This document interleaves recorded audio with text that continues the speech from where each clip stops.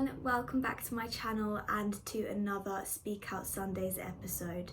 Today we're going to be talking about reaching out and therapy. There are quite a few questions on this topic, so without further ado, let's just get on into the video. Now, the first question, which I actually got quite a lot, is should teens be able to receive help without parents knowing? Now, personally, I did as a teenager. But I think it totally depends on your family situation and also how much danger you are actually in and how much of a danger you are to yourself. Every single person is different, and I don't think there's a right or wrong answer for this. I think if you're getting help without your parents knowing, the thing to realise is that they are going to know eventually. So it's whether or not you tell them straight up or you wait until somebody else tells them, and whether you think that is a better thing or not. So of course it totally depends. If you're going to school and telling somebody at school, 9 times out of 10 your parents will find out. So it might just be easier to actually just tell them yourself. But I completely understand where people are coming from when they feel like they can't tell their parents about how they are feeling. The next question is, how can I tell if I'm just a bit sad or if I need to do something about it because it's more than that? I think this one's quite a hard one to actually decipher, whether you're actually just a little bit sad or whether it is something a little bit more than that, especially at a young age. Because obviously everybody is experiencing hormonal changes in their teens, and as adults we're still experiencing those changes. Those changes never stop, they're just heightened in your teens. So I would say have a little look on the NHS website and have a little look at the symptoms. See if you're more than just a little bit sad, if you have lack of motivation, if you can't get yourself out of bed, if you're hurting yourself, if you're becoming more of a danger to yourself or others. Have a little look on the website, look at the symptoms, and then kind of go from there. If you're worried about it, I would definitely say go and speak to your GP, which if you didn't know, that is a doctor.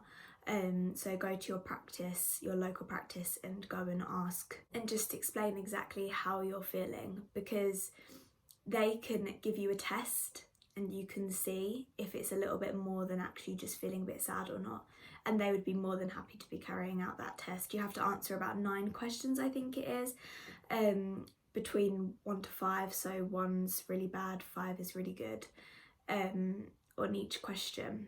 And I'd say it's really worthwhile doing that because it's better to nip it in the bud sooner than later.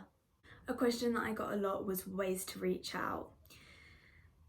The first way I'd say would be to write your family or friends a letter, whoever you feel like you can reach out to the most. Write them a letter explaining exactly how you feel and then give it to them. Another way would be, if you can't face the face-to-face chat, then I would definitely say ring them or text them, email them. A long text explaining exactly how you feel. Don't just skim over things. Tell them exactly how you feel, because if you don't do that, then you're not going to be able to receive the help that you need. Another way to reach out would be to message on the Childline website. You can do that through a little messenger thing, I'm pretty sure, or email the Samaritans, or ring up your GP and then ask to get an appointment for a doctor. And if you feel like you can't talk to them face to face, again, hand them a note explaining exactly how you feel. I've done that a couple of times and it has been really helpful, because that way you don't have to say anything, you just have to give them the note and then they can go from there. Now, the next question I've already covered, which is how to tell friends, but people were asking how my friends reacted. Most of my friends, well no, actually all of my friends know about my mental health. I'm very open online as well as with them about it, because if I'm not open with them, then I can't receive the support that I need. My friends were absolutely incredible. Every single friend I have told has always been there for me, and I think there's only been a few people that I have told, not necessarily friends, but more people that I've had to spend time with, for example in school or in college, that have taken it badly. I think people are a lot more aware nowadays about mental health and about the effects that it can have on people and how important it is to help and be open about it. As I said, my friends were absolutely amazing. If I am posting that I'm feeling absolutely rubbish, 9 times out of 10 at least one of them will message me, ask me how I am, ask if I want to come and sit on their driveway and have a little chat, because obviously right now we can't really do much in this social distancing situation. But yes, I'm very, very lucky to have such amazing friends, especially when I am in a really, really bad place. My friends will come and help me. If I reach out to them, they will always come and help me, come and sit with me, come and chat to me about random stuff, or come and talk things through. So yeah, I'm very, very grateful for my friends. Next question is, what is therapy actually like? Now, there's so many different types of counselling and therapy. And for me personally, therapy is the most amazing thing. You can talk about anything and you do not get judged. You do not feel insecure about the fact that you're having to speak, because the person that you're speaking to is a professional. They're amazing at their job. I have had the most amazing therapists over the past couple of years, and I've really grown bonds with them, and they have just been absolutely incredible.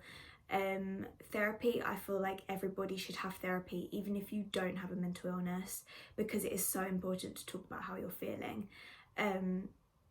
You basically sit down. Obviously at the moment I'm doing therapy over FaceTime, so because of obviously the coronavirus, but usually in a normal format you would go and sit down in a nice little comfy chair.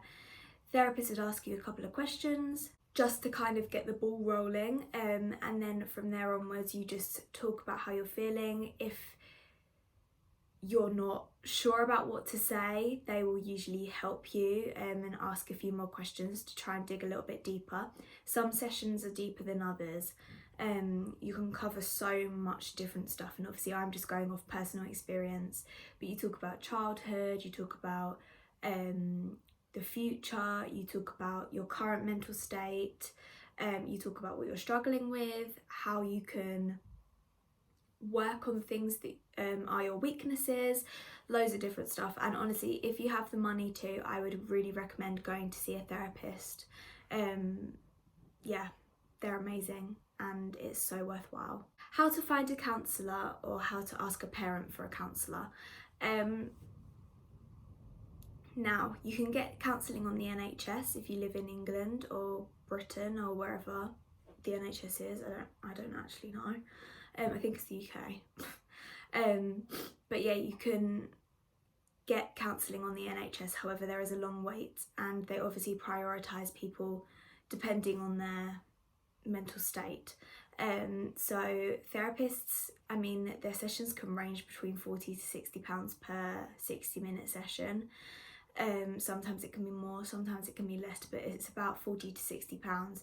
I'm very lucky to say that I'm able to afford that every single week, but I understand that some people can't and would need somebody else to help them, or a parent. How to ask a parent for a counsellor. I don't think it's too strange to ask for a counsellor anymore, because I feel like a lot of people have counselling nowadays. But I'd say, again, write them a letter. If you can't, just say, hi, I'm really struggling at the moment and I'd really like somebody outside of this whole situation to speak to, a professional. Is that possible? And then see what they say. They're not going to say no straight away, because obviously as a parent they will want to help you. It might just be money worries, or them being a bit wary about the fact that you're going to go and speak to a stranger about things, and they might feel a little bit upset about the fact that you feel as though you can't speak to them about the problems, when in reality it's actually not that. It's just that it's easier to speak to somebody who has nothing to do with any sort of situation that you're in or your personal life. Finding a counsellor is quite easy easy. There's a website called the Counselling Directory, I think.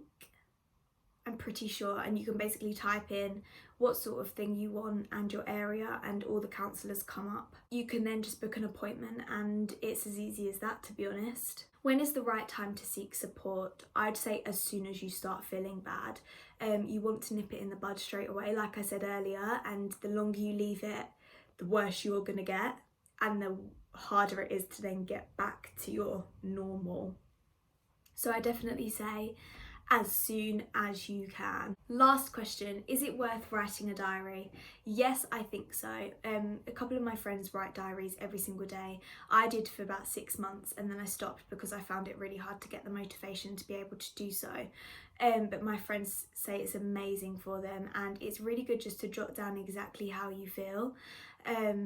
Especially if you can't speak to other people, writing down those feelings is so important, so you can just get it out of your head and you don't bottle it up. So I would honestly really recommend writing a diary, because even if you don't have any sort of mental health issues, it's really nice to look back on the experiences that you have experienced. So that is everything for this episode. I really hope that has helped some of you. I know this was a highly requested episode to do. Next week is going to be all about recovery. And then the following week is going to be a little message to my younger self, and then that will finish off the series. Please let me know in the comments if this has helped you, and please send this to anybody that you feel like it might help. Like the video, and please subscribe if you haven't already, and I will see you next week for another Speak Out Sunday. Love you loads. Bye.